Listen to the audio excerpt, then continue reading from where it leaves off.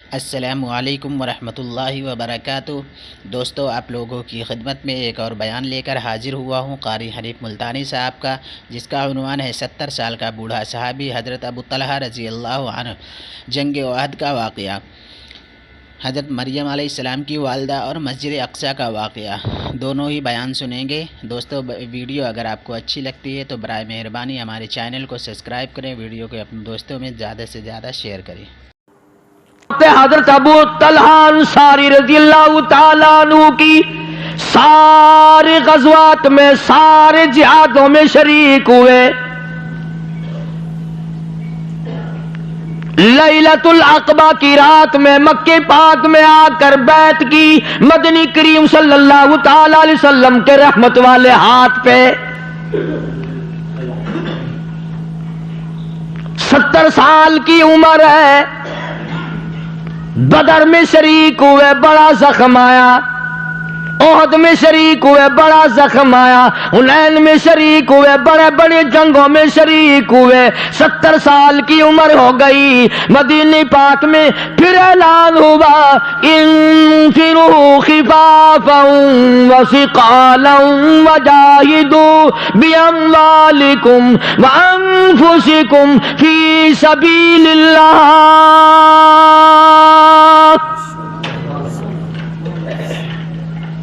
70 سال کی عمر ہے صحابی کی۔ گھر والوں کو کہنے لگا میرا سامان تیار کرو، جہاد میں جاؤں گا۔ بیٹیاں، بیٹے، نویں، بہویں، گھر والی، بہن، بچے سارے اکٹھے ہو کے آئے اور کہنے لگے ابو طلحہ بتیرے جنگ کیے، بتیرے غزوات میں شریک ہوئے ہو، ہر جہاد میں شریک ہوئے، محمد عربی صلی اللہ علیہ وسلم کی جان مبارک کی حفاظت کیا کرتا تھا۔ اندازہ لگا یہ ہاتھ کما کر تیرا بچوں کے لیے لائے گا، بیوی کے لیے لائے گا۔ خدا کی قسم ابو طلحہ کا ہاتھ حضور کی طرف آتے ہوئے تیر جلتے جلتے چھلنی ہو گیا تھا۔ احد میں سینے پہ اتنے تیر کھائے اور بار بار کہتا تھا ابو طلحہ کالی کملی والے سر مبارک نیچے رکھو، میں چھلنی ہو جاؤں تیری جان بچ جائے۔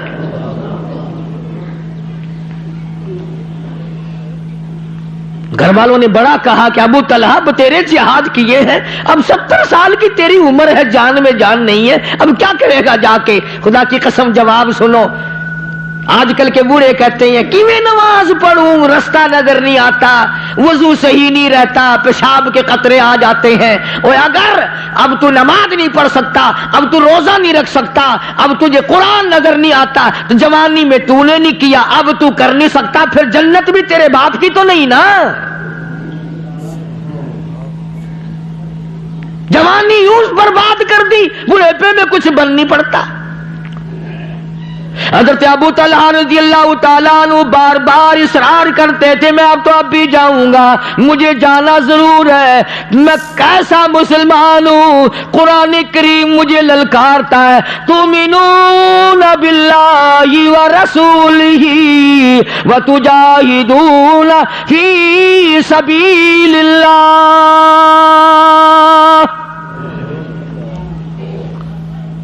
اللہ نے مجھے بلایا ہے، رب العالمین نے مجھے بلایا ہے، اور دین پہ لوگوں نے حملہ کر دیا، قرآن پہ لوگوں نے حملہ کر دیا، اسلام پہ لوگوں نے حملہ کر دیا۔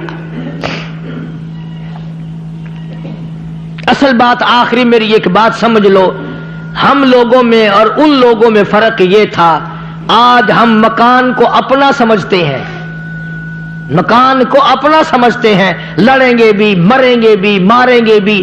مکان اپنا ہے، دکان اپنی ہے، زمین اپنی ہے، قرآن کسی اور کا ہے۔ اس پر کون مرے؟ کون کہے قرآن میرا ہے، دین میرا ہے، ایمان میرا ہے، اسلام میرا ہے، اس کے بغیر گزارا نہیں۔ ابو ایوب انصاری رضی اللہ تعالیٰ عنہ مدینہ پاک میں حضور کا میزبان، اللہ اللہ، نیچے کی منزل میں حضور کریم صلی اللہ علیہ وسلم نے فرمایا میں نیچے آرام کروں گا، اوپر تم چلے جاؤ، 2 منزلہ مکان تھا یوں ہی۔ اللہ حضور نے فرمایا تم اوپر عرض بھی کیا یا رسول اللہ آپ اوپر تشریف لے جائیں ہم نیچے رہیں گے. فرمایا نہ ملنے جلنے والے آئیں گے, بیوی بچوں کو اوپر رکھ, حکم دے دیا. علماء نے لکھا ہے کہ ابو ایوب انصاری اور اس کی بیوی نے ساری رات کبھی نیند نہیں کی, کونے میں لگے کھڑے رہتے تھے. نیچے جائیں حکم کے خلاف ورزی ہے, اوپر سو جائیں, نیچے نبی اوپر ہم.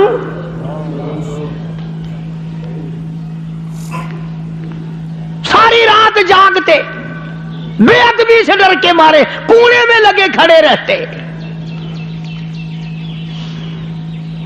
ایک دن پانی بکھر گیا چھت پہ, معمولی سی چھت تھی. اب بتاؤ آج تک دنیا میں کبھی سنا ہے کہ اگر پانی چھت پہ بکھر جائے, ڈل جائے, تو جو رضائی تھی نا میاں بیوی کے اوڑھنے کی, اس رضائی کو پانی پہ ڈال کر اسے جذب کیا, نیچے اگر حضور کے اوپر چھت کا پانی ٹپک گیا تو ہم مارے جائیں گے. سرکار مدینہ صلی اللہ علیہ وسلم نیچے آرام فرما رہے, اپنی رضائی خراب کر دی, حضور تک پانی نہ پہنچ جائے, تکلیف نہ ہو جائے, نیند نہ اکھڑ جائے, پریشانی نہ ہو جائے. جامع ترمذی, سنو میری ایک بات, جامع ترمذی کے اندر ایک حدیث موجود ہے حضور کریم صلی اللہ علیہ وسلم کی. یوں فرماتے ہیں کہ ہر جمعرات کو, توجہ کریں صاحب, ہر جمعرات اور ہر پیر کے دن ہر امتی کا اعمال نامہ حضور کے سامنے پیش کیا جاتا ہے. خود سوچو, ایمانداری سے سوچو, ہمارے یہ عمل جب حضور کے سامنے جاتے ہوں گے راضی ہوتے ہوں گے, کتنے خوش ہوتے ہوں گے ہم سے. ہفتے میں 2 مرتبہ ہمارے نامہ اعمال حضور کریم صلی اللہ علیہ وسلم کے سامنے پیش کیے جائیں. چلو مسند کی روایت سے ہی شرم کرنی چاہیے, ہمیں غیرت کرنی چاہیے کہ کیا ہمارا پروگرام ہے, کیا ہمارا ارادہ ہے, کہاں جانا چاہتے ہیں اور کدھر کو چل دیے.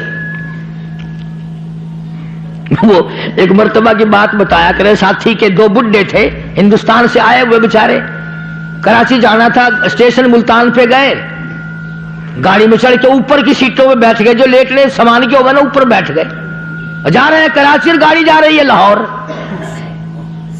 خوب سفر کیا, خوب سفر کیا. جب رائیونڈ آیا نا, نیچے والوں سے پوچھا تم کہاں جاؤ گے بھائی, کہ لاہور. ایک بڈھا کہنے لگا دیکھو اللہ کی شان, اوپر والے کراچی جا رہے ہیں, نیچے والے لاہور جا رہے ہیں.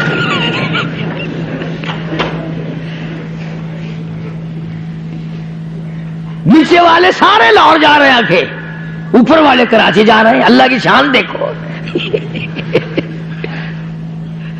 کچھ تو اپنی سمت متعین کرو, کچھ تو اپنے نام اعمال کو چیک کرو.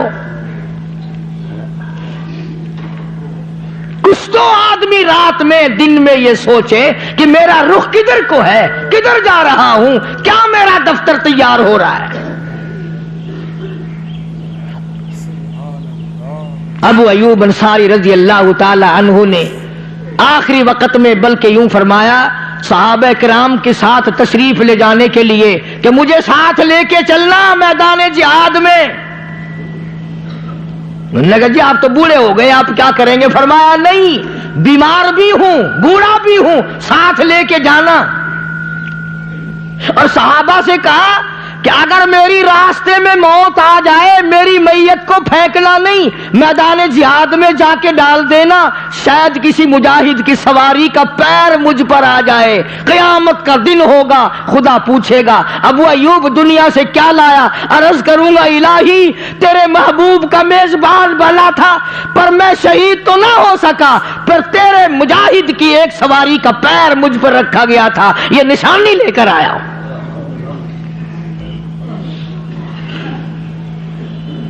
ان لوگوں کے دلوں میں یقین اور ایمان سمایا ہوا تھا, اسی پر وہ لوگ کامیاب تھے. اور زندگی جو تھی انہوں نے گن گن کر کے گزاری, سانس گن گن کر کے لیا کرتے تھے. اسی کو قرآن کریم کا تابع اموالکم وانفسکم ذالکم خیر لکم ان کنتم تعلمون.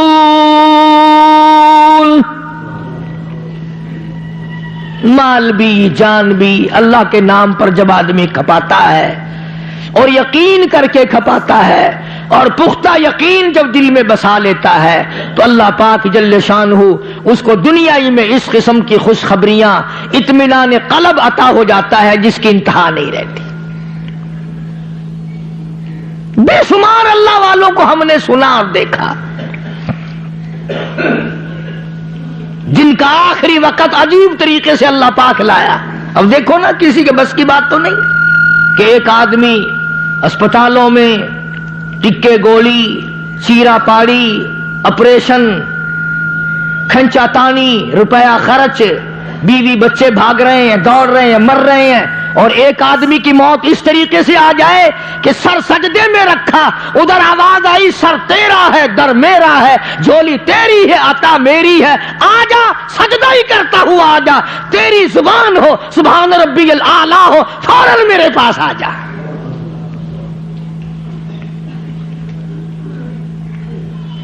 ابھی میں ان اپنے ساتھیوں سے یہ باولپور سے تشریف لاتے ہیں دوست چودھری سرفراز خان صاحب، ان سے ذکر کر رہا تھا کہ ایک آدمی نے اذان دی اور لا الہ الا اللہ کہا، لاؤڈ اسپیکر میں اذان دی ٹھیک ٹھاک، اور زمین پہ بیٹھا اور جان نکل گئی. یعنی اپنی قبر سے اٹھے گا، کوئی کچھ بھونکتا ہوا اٹھے گا، وہ اللہ والا اذان دیتا ہوا اٹھے گا. اب انہوں نے بنا رکھی نا رسم کہ قبر پہ اذان دیا کرو. جب ہم پوچھتے ہیں کہ بھئی یہ قبر پہ اذان کیوں، آخر وہ جو مردہ ہے نا میت، اذان سن کے فوراً ہو لوٹا سانبدا ہے، وضو کرتا ہے، مصلی بچھاندا ہے. ہم ان سے کہتے ہیں کہ جس نے ساری عمر میں اذان سن کر کلمہ منہ سے نہیں نکلا، مسجد کی طرف نہیں گیا،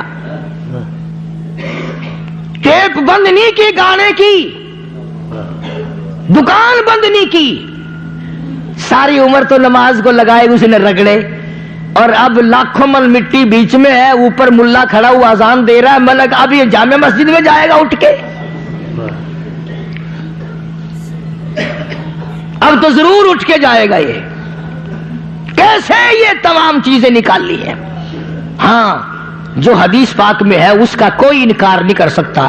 حدیث میں آتا ہے حضور کریم صلی اللہ علیہ وسلم نے فرمایا کہ جب نکیرین آتے ہیں اور اسے زندہ کر لیتے ہیں تو اسے عصر کی نماز کا تنگ وقت نظر آتا ہے، عصر کی نماز کا تھوڑا وقت نظر آتا ہے، تو وہ کہتا ہے دعونی، چھوڑ دو مجھے، میں پہلے نماز پڑھ لوں پھر تم سے بات کروں گا، پہلے نماز پڑھ لوں پھر تم سے بات کروں گا. فرشتے کہتے ہیں چلو ہو گئی ساری بات، بس اتنی بات کہلوانا چاہتے تھے. اس کو فکر ہوتا ہائے ہائے ہائے نماز گئی، سورج ڈوبنے کو ہو رہا ہے، دیر ہو گئی، توبہ توبہ میں سو گیا تھا، نماز کو دیر ہو گئی. فرشتے کہتے ہیں جا سب تیرا حساب و کتاب سب ہو چکا ہے. مگر یہ وہی تو کرے گا نا جس نے نماز کبھی چھوڑی ہی نہیں.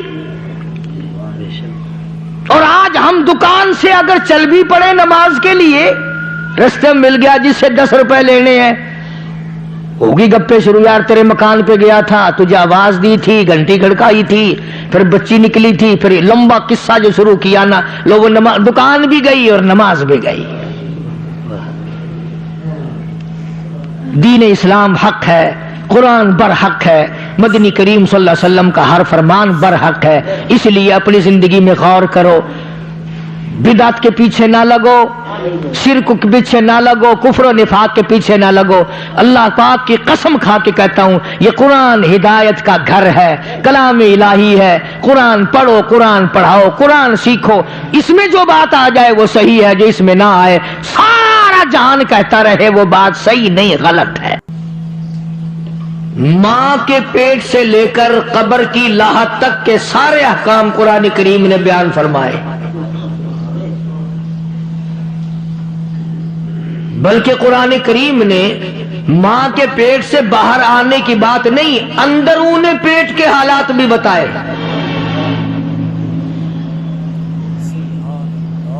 بچپن کی زندگی، شباب اور جوانی، بڑھیپا، شادی، تجارت کرنا، حکومت چلانا، ذمہ دارا کرنا، کاروبار کرنا، کسی سے کو قرض دینا، قرضہ وصول کرنا، صدقہ خیرات دینا، ہمدردی کرنا، نکاح طلاق کرنا، سارے کے سارے احکام قرآن کریم میں ہیں۔ لیکن وہ قوم تیری قسمت، اتنی عظیم الشان کتاب جو تعزیرات الہی ہو، عرش عظیم سے آئی ہو، جبریل امین لائے ہو، سید المرسلین حضرت محمد الکریم صلی اللہ علیہ وسلم پہ نازل کی گئی ہو، تم نے اس کتاب کو مردوں کے لیے رکھ چھوڑا کہ جب کوئی مرے گا پھر چاول پکائیں گے پھر اسے پڑھیں گے۔ اس لیے میں کہا کرتا ہوں کہ تمام چیزیں زندوں کے لیے، اور ظلم نہ کرو، خدا کا قرآن مردوں کے لیے۔ سبزی ترکاری زندوں کے لیے، گوشت، قورمے، متنجن، مرغی، تمام کھانا پینا، سکوٹر، ریل، موٹر، ہوائی جہاز، کوٹھی، بنگلہ، تمام کا تمام تخت و تاج زندوں کے لیے۔ اور کتنی بڑی بے انصافی ہے، خدا کا قرآن مردوں کے لیے۔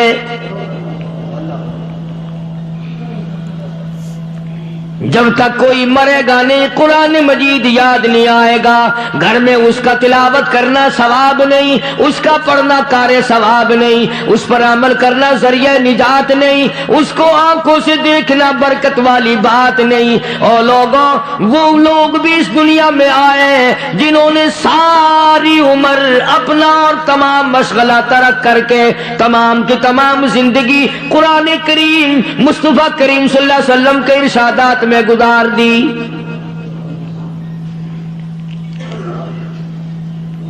یہ جتنے بڑے بڑے بزرگ آئے اور گزرے ہیں، کمائی کی ہے۔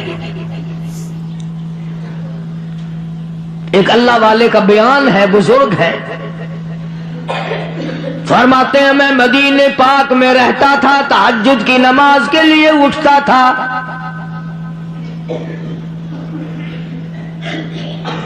ایک دن جو اللہ والا اٹھا ہے تہجد کے لیے اور باہر نکلا، 5 منٹ کے بعد گھر میں آ کے بیٹھ کے رونے لگا۔ بیوی بچوں نے پوچھا کیا بات ہے، کوئی درد ہے، کوئی تکلیف ہے، کسی کے مرنے کی خبر ملی؟ اللہ والا رو رو کے کہنے لگا خبر تو نہیں ملی، اندیشہ ہو گیا۔ پوچھا کیا؟ کہنے لگے جب بھی ساری زندگی میں تہجد کے لیے اٹھا ہوں، لوگ تہجد پڑھا کرتے تھے، امام مالک مدینے کی گلیوں میں جھاڑو دیا کرتا تھا۔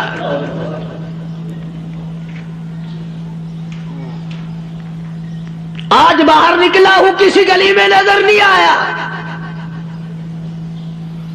ابھی رو ہی رہا تھا، مسجد نبوی کے اوپر چھت پہ کھڑے ہو کر کسی نے اعلان کیا، او مدینے والوں، امام مالک چل بسا ہے۔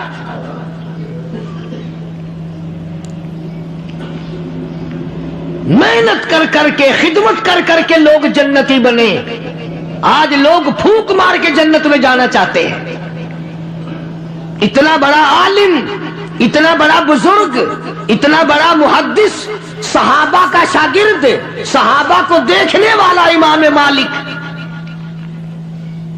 دبدبہ اتنا، روب اتنا، مکے کے گورنر نے مدینے کے گورنر کو خط لکھا،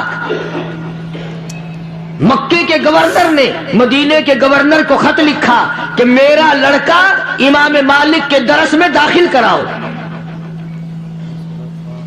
حدیث شریف جو پڑھاتا امام مالک، اس میں داخل کراؤ میرے بیٹے کو۔ تو مدینے کا گورنر جب امام مالک کے دروازے پہ گیا اور اطلاع دی کہ میں آیا ہوں، تو اندر سے ایک خادم آیا اور کہنے لگا اگر کوئی مسئلہ پوچھنا ہو تو لکھ کے دے دو، اور اگر کوئی حدیث یاد کرنی ہو تو درس میں آنا، ویسے امام مالک کے پاس فرصت نہیں ہے۔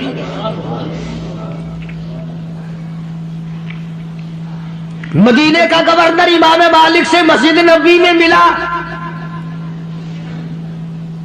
اور کہنے لگا کہ یہ لڑکا ہے مکے کے گورنر کا، حدیث آپ سے یاد کرنا چاہتا ہے۔ فرمایا بہت اچھا، ایک شرط پہ بٹھاؤں گا، ایک شرط پہ بٹھاؤں گا، جو آگے پڑھنے والے 50,000 لڑکے ہیں ان سب کی جوتیوں میں بیٹھنا پڑے گا۔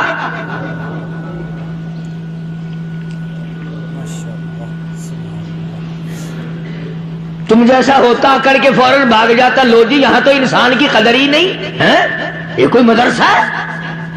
ڈکٹیٹرشپ چلا رکھی ہے؟ ارے نہیں، یہ علاج کیا کرتے تھے۔ غریبوں کے بیٹے آگے بیٹھے، گورنر کے بیٹے کو جوتیوں میں بٹھایا، اور ایک دو دن نہیں 2 سال تک مکے کے گورنر کا بیٹھا جوتیوں میں بیٹھ کر امام مالک سے رحمت اللہ علیہ سے حدیث سیکھتا رہا۔ 2 سال کے بعد امام مالک کی نظر پڑی، فرمایا تم گورنر مکہ کا بیٹا ہے کہ جی ہاں؟ فرمایا اب تجھے اجازت ہے کہ اگلی صف میں بیٹھ جایا کر۔ روب اتنا، دبدبا اتنا، شان اتنی، اور ویسے اللہ اکبر خدمت گزاری اتنی، ساری عمر مدینے کی گلیوں میں جوتا نہیں پہنا۔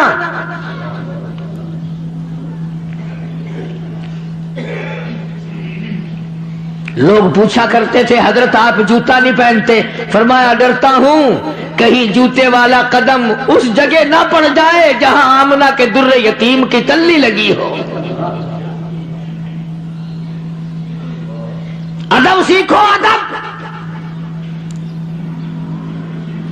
یہ معمولی سے ادب تو آپ لوگ کر نہیں سکتے، دوسروں کو بے ادب بتاتے ہیں۔ امام مالک رحمت اللہ علیہ نے ساری زندگی میں، آؤ ادب کی بات میں تمہیں بتاؤں، 3 میل کے ایریے میں، 3 میل کے اندر مدینے شہر میں ساری زندگی میں امام مالک نے پیشاب اور پخانہ نہیں کیا۔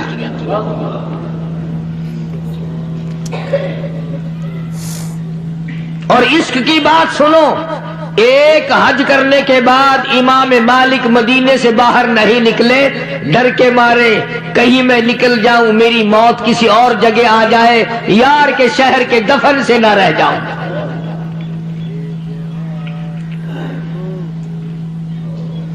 جھاڑو دی ساری زندگی مدینے کی گلیوں میں۔ اتنی شان کا مالک، لکھوں کھا حدیثوں کا حافظ امام مالک، جلیل القدر بزرگوں کا شاگرد، صحابہ کا شاگرد۔ اور کتنی بڑی شان ہوگی لوگوں اس جوان کی جو کالی کملی والے صلی اللہ علیہ وسلم کی مسند پہ، صحابہ صفہ کے چبوترے پہ بیٹھ کر حضور کی حدیث پڑھایا کرتا تھا۔ تمہاری آنکھوں کے سامنے یہ چیزیں کیوں نہ جانے کب آئیں گی؟ جو ڈھول پیٹے، گھنگرو کھڑکائیں، ناچتے پھریں وہ عاشق ہیں، اور جو گنبد خضرا کے سامنے بیٹھ کر 15 سال تک کالی کملی والے کی حدیث پڑھائیں وہ عاشق نہیں۔ نہ کبھی یہ بھی تو سوچ لیا کرو کہ جب تک کوئی امام تمہارے پسند کا نہ ہو تم نہیں رہنے دیتے، حضور کی پسند کے بغیر مسلے پہ کیسے کوئی کھڑا ہو سکتا ہے؟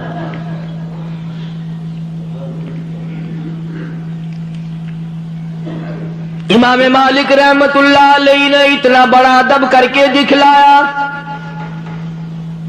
شیخ الاسلام شیخ العربی والعجم حضرت مولانا سید حسین احمد صاحب مدنی رحمت اللہ علیہ نے 16 برس تک گنبد خضرا کی جالیوں کی چھاؤں میں بیٹھ کر پیغمبر کی حدیث پاک پڑھائی۔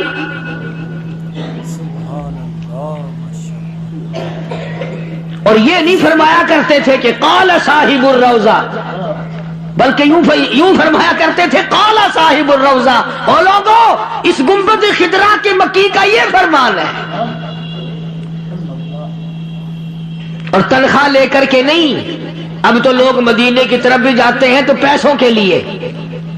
مولانا حسین احمد مدنی رحمت اللہ علیہ خود لکھتے ہیں ہم 11 آدمی گھر کے تھے، ایک چھٹاک مسور کی دال، موہری کی دال پانی میں ابال کر وہ پانی پی کر گزارا کر لیا کرتے تھے۔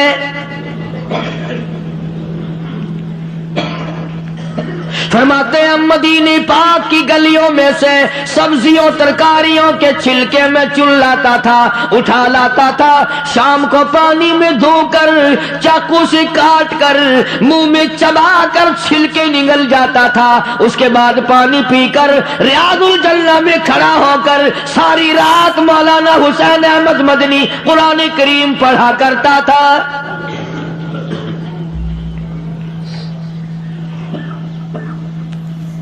اندازہ لگا کس شان کے لوگ تھے، کن عظمتوں کے لوگ تھے۔ آج تو چکر بھی لگتا ہے تو پلے کچھ نہیں پڑتا۔ تو قرآن کریم نے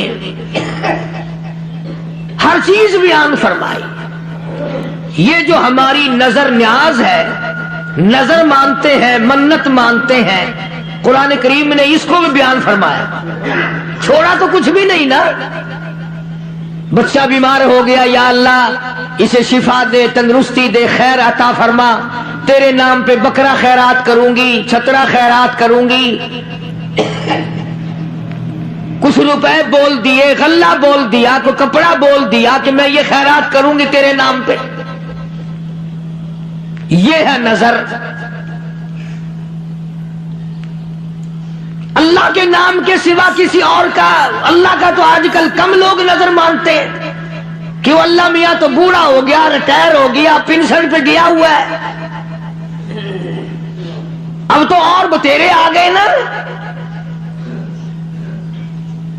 فلانے پیر دی جاتے جھنڈی لوہے سا ایڈی بڑی چوٹی رکھ دینے نا بال دے سر دے اتے، اور فلانی جا کے چوٹی لوہے سا۔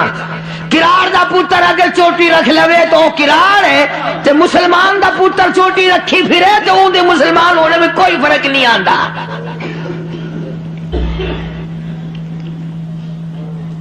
قرآن کریم نے اس چیز کو وضاحت سے فرما دیا۔ حضرت مریم علیہ السلام کی والدہ ہے،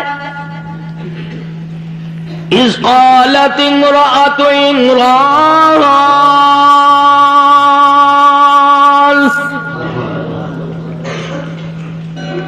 اذ قالت امرأة عمران،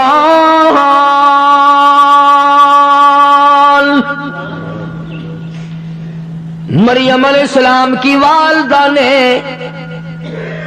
عمران کی گھر والی نے نظر مانی، نیاز مانی، منہوتی منی،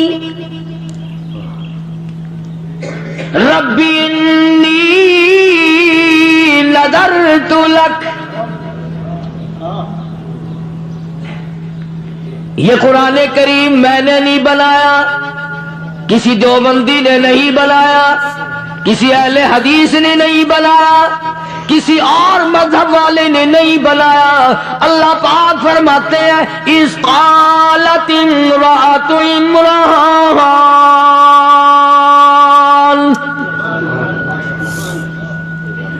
مریم علیہ السلام کی اماں نے نظر مانی، نیاز مانی، ربی انی نذرت لک، اے میرے پروردگار، او زمین و آسمان کے مالک، قطرے قطرے کا تو مالک ہے، ذرے ذرے کا تو مالک ہے، پتے پتے کا تو مالک ہے، چاند سورج ستاروں کا تو ہی مالک ہے۔ ربی انی نذرت لک، او میرے رب میں تیری نظر مانتی ہوں، تیری منہوتی مانتی ہوں۔ یہاں تو اگر کوئی خیرات مانگنے بھی آئے نا، جب تک شرک نہ کر لے اس کو ٹیڑھی نہیں ملتی۔ اگر نظر اللہ دیو تے نیاز حسین دیو۔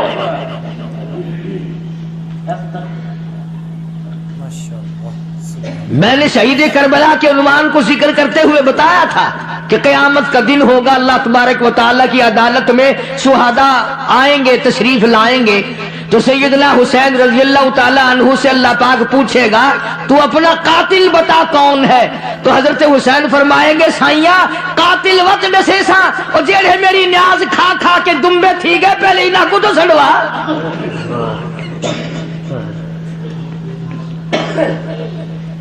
ساری عمرہ تھی گئی ہے نیاز کھال دے کھال دے، دل میرے کٹھائی نہیں ویندے میں انہیں کو سنجاڑدا تے تو بھی جاندا پہلے انہاں دا مرنا کڈ فرمایا ربی انی نذرت لک او میرے پروردگار میں نے تیری نظر مان لی میں نے تیری نیاز مان لی ما فی بطنی محررہ جو کچھ میرے پیٹ میں ہے میں آزاد کر دوں گی تیرے نام پہ وقف کر دوں گی بیت المقدس میں چھوڑ دوں گی فتقبل منی مریم کی والدہ کو بڑا فکر ہے میں 1000 نظر مانوں میں 1000 نیاز پیش کروں اگر قبول وہ نہ کرے تو میں کیا کر سکتی ہوں نظر بھی اس کی مانی نیاز بھی اس کی مانی اور فرماتی ہے فتقبل منی قبول فرما انک انت السمیع العلیم جو میں نے منہ سے لفظ کہا ہے تیرے سوا کون جاننے والا ہے اور جو میرے قلب و جگر میں لگی ہوئی ہے دل میں میری نیت ہے ارادہ ہوا ہے اسے بھی تیرے سوا کوئی نہیں جانتا مریم علیہ السلام کی اماں نے عمران کی گھر والی نے نظر ماننی پیٹ حمل سے تھی پیٹ سے تھی اولاد تھی نہیں یا اللہ تو مجھے اولاد دے یہ جو کچھ مجھے ملے گا اے میرے رب تیرے نام پہ وقف کر دوں گی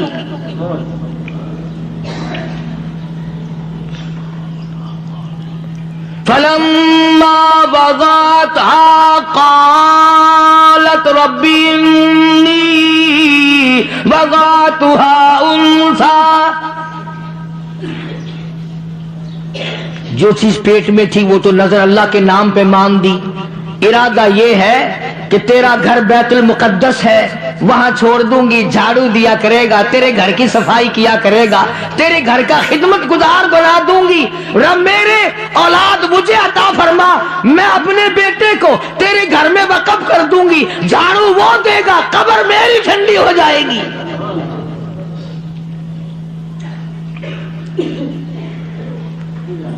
لیکن جب پیدا ہوئی تو لڑکی پیدا ہو گئی حضرت مریم کی والدہ کا خیال یہ تھا کہ لڑکا دے گا اللہ پاک میں بیت المقدس میں چھوڑ دوں گی لڑکی پیدا ہو گئی اب پچھتا رہی ہے کہ لڑکی بیت المقدس میں کیا کرے گی اس کا کیا کام ہے بیت المقدس میں بچی کا اللہ پاک جل شانہ نے فرمایا افسوس نہ کر افسوس کر رہی ہے مریم کی والدہ اب کروں کیا یہ تو لڑکی ہے میں نے لڑکا مانگا تھا اور ارادہ بھی یہی تھا کہ بیت المقدس میں وقف کر دوں گی اس لڑکی کا وہاں کیا بنے گا افسوس کر رہی ہے اپنی نظر کا کہ اب کیا کروں ایک یہ لوگ نظر مانتے ہیں ایک ہم لوگ ماننا کرتے ہیں نظر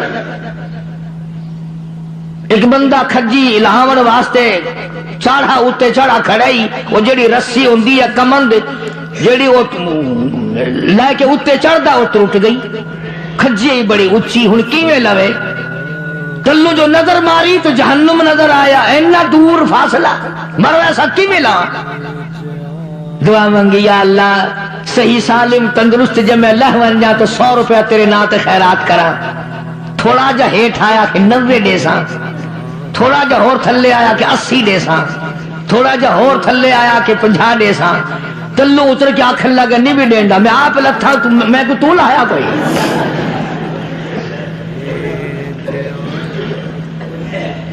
اساڈی تو نظراں دا بھی حال اے ہے مگر مریم علیہ السلام کی والدہ کو بڑا افسوس ہو رہا الہی اب کیا کروں فلما وضعتها قالت رب إني وضعتها أنثى والله أعلم بما وضعت یہ تو لڑکی ہے یہ وہاں کیا کرے گی کیا کام ہے اس کا وہاں؟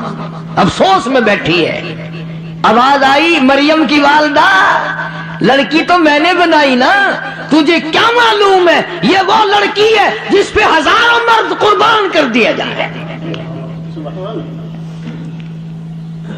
میں اپنی یکتائی، میں اپنی وحدانیت، میں اپنی توحید، میں اپنا وحدہ لا شریک ہونا، میں اپنا بے مثال ہونا اس بچی سے اور اس بچی کے پیٹ سے بچہ پیدا کر کے تو افسوس کر رہی ہے، میں مسکرا رہا ہوں، میں اپنی قدرت کا لوگوں کو تماشا دکھانا چاہتا ہوں۔ وَلَيْسَ الذَّكَرُ كَالْأُنثَىٰ، تجھے کیا معلوم ہے ہزاروں مردوں سے بہتر ہے یہ ایک لڑکی۔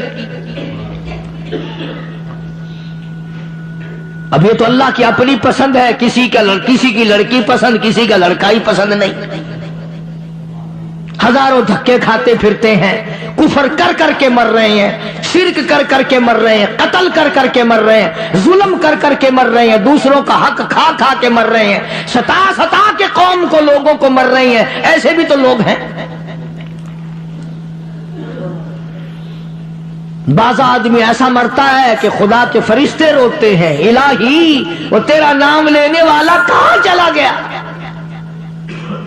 اور بعض ایسا مرتا ہے کہ زمین بھی کہتی یا اللہ تیرا شکر ہے اس منحوس کے قدموں سے مجھے پاک کر دیا۔ زانی، بدماش، حرام خور، زمین بھی پناہ پکارتی ہے۔ زمین کے جس ٹکڑے پہ امر مباح کی طرح بدماشی لوگ کرتے ہیں، خدا کی قسم قرآن کہتا ہے بدکاری سے زمین کانپتی ہے۔ اور ہمارے معاشرے میں برائی کوئی نہیں، بگڑتا ہی کچھ نہیں۔ کون پوچھنے والا ہے؟ قرآن کریم میں حضرت مریم علیہ السلام کی والدہ کو اللہ پاک نے حکم دیا، سنو جو اللہ چیز قبول کر لے، فرمایا والدہ مریم، اے مریم کی اماں، جب یہ میرے نظر کر دی لڑکی، سمجھو ذرا، جب میرے نظر کر دی، میرے نام کی یہ نیاز ہے اور نظر ہے، اب نام رکھنے کا بھی تجھے اختیار نہیں، میں نام رکھوں گا۔ خدا کہتا میں نام رکھوں گا۔ فرمایا وَإِنِّي سَمَّيْتُهَا مَرْيَمَ وَإِنِّي أَعُوذُ بِكَ، اس کو میری پناہ میں دے، نام بھی میں رکھتا ہوں، پناہ میں بھی میری ہو۔ وَإِنِّي سَمَّيْتُهَا مَرْيَمَ وَإِنِّي أَعُوذُهَا بِكَ وَذُرِّيَّتَهَا مِنَ الشَّيْطَانِ الرَّجِيمِ۔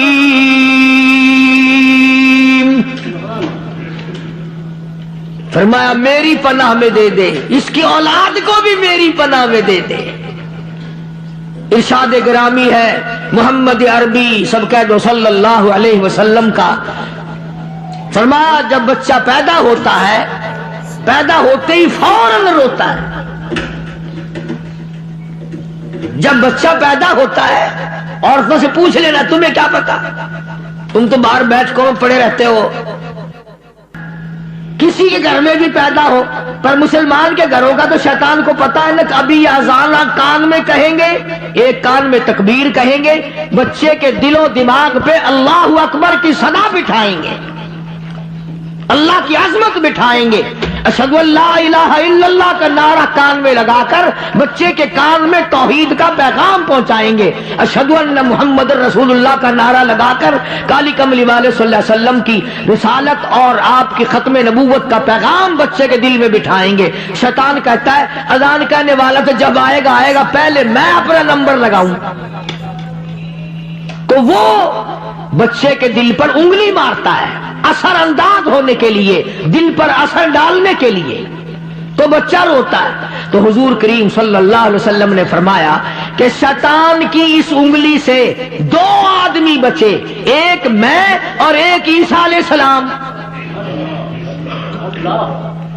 سب کو وہ انگلی مارتا ہے تاکہ اذان ہونے سے پہلے میں اپنا زہر ڈال دوں، اپنا اثر ڈال دوں۔ اور ابھی آج کل تو ہو بھی ایسا ہی رہا ہے، اذان کا اثر نہیں، تکبیر کا اثر نہیں، شیطان کی وہ انگلی جو ہے وہ آدمی بڈھا ہو جاتا ہے مگر وہ انگلی چھوڑتا ہی نہیں، ساری عمر گناہوں میں برباد۔ حالانکہ مجذوب کہتا ہے کہ سب کے سب ہے راہ روے کوئے فنا، سب کے سب ہے راہ روے کوئے فنا، بہ رہی ہے ہر طرف جوئے فنا، ہر طرف بربادی اور فلاح کا مقام دور دورہ ہے۔ اسی کو کہتا کہ سب کے سب ہے راہ روے کوئے فنا، بہ رہی ہے ہر طرف جوئے فنا، آتی ہے ہر چیز سے بوئے فنا، کون باقی رہے گا؟ ہر طرف سے فنا کی بربادی ہے، نہ یہ بلڈنگ رہیں گی، نہ یہ عمارت رہیں گی، نہ یہ بنگلے رہیں گے، نہ یہ تخت و تاج رہیں گے، نہ یہ آسمان رہے گا، نہ یہ پہاڑ، نہ یہ زمین، نہ یہ سمندر، نہ یہ دریا، نہ یہ باغ و بہار، کوئی شے نہیں رہے گی، تمام چیزوں کو فنا آ جائے گا۔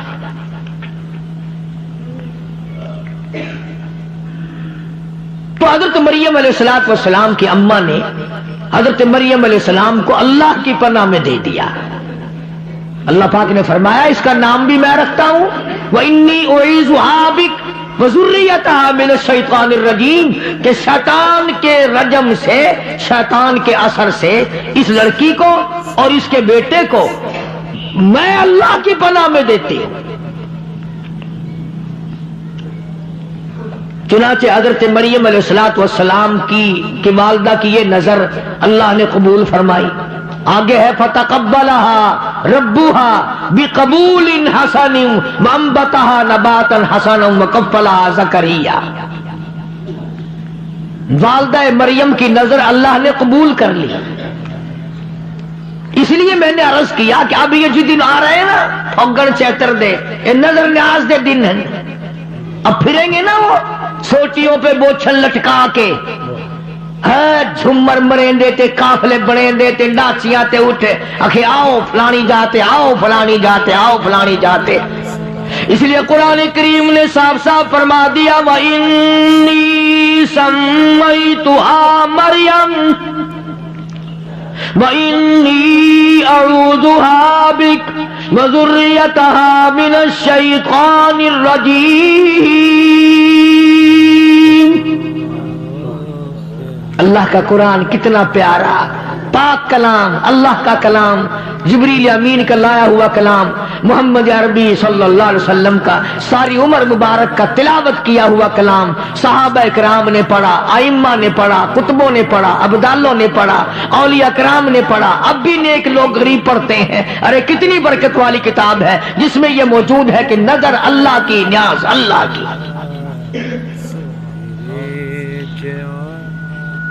اب بچی تھی، گھر میں پلتی رہی، سیانی ہو گئی، میرے تیرے جیسے ہوتے تو ہیرا پھیری کر لیتے نا، میں نے تو نظر ماننی تھی کہ لڑکا ہوگا، یہ تو لڑکی ہوگی، لڑکی وہاں کیا کرے گی، میں تو نہیں بھیجتی، اور لڑکا ہوگا یا پھر دیکھی جائے گی، اور نہیں کوئی مولانا ہی مسئلہ بتا دیتا، اتنے اس کے بدلے میں پیسے دیا، بڑا جلدی مسئلہ بدلتا ہے۔ میں کہتا ہوں آج کھانے کی چیز ملاوٹ کے بغیر نہیں، پینے کی چیز ملاوٹ کے بغیر نہیں، پہننے کی چیز ملاوٹ کے بغیر نہیں، دوا ملاوٹ کے بغیر نہیں، اور تمہیں کیا معلوم ہے دین احمد صلی اللہ علیہ وسلم میں لوگوں نے ملاوٹ کر دی۔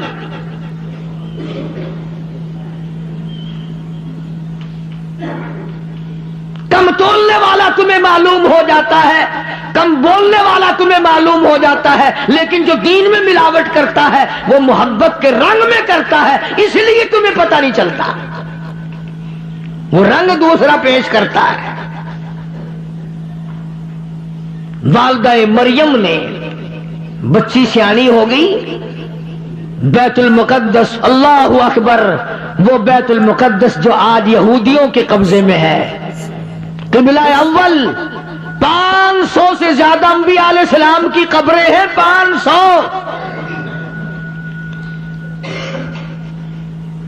یعقوب علیہ السلام کی قبر وہاں ہے، اسحاق علیہ السلام کی قبر وہاں ہے، یوسف علیہ السلام کی قبر وہاں ہے، سلیمان علیہ السلام کی قبر وہاں ہے، ایوب علیہ السلام کی قبر وہاں ہے، زکریا علیہ السلام کی قبر وہاں ہے۔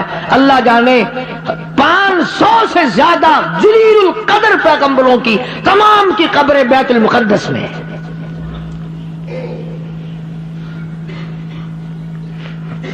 آج موسیٰ علیہ السلام کی قبر پہ، یوشع علیہ السلام کی قبر پہ، صالح علیہ السلام کی قبر پہ، ہود علیہ السلام کی قبر پہ، یوسف علیہ السلام کی قبر پہ اسرائیلی ٹینک دندناتے پھرتے ہیں۔